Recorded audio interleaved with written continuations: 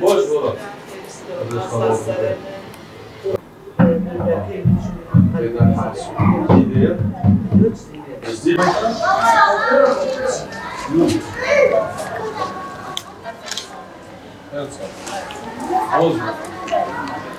Umut Kervanı olarak geçen günlerde yetim ve ihtiyaç sahibi aileler için Cizre'de düzenlediğimiz kermesten elde edilen gelir ile daha önce tespiti yaptığımız yetim ve ihtiyaç sahibi ailelere gıda olarak ulaştırdık.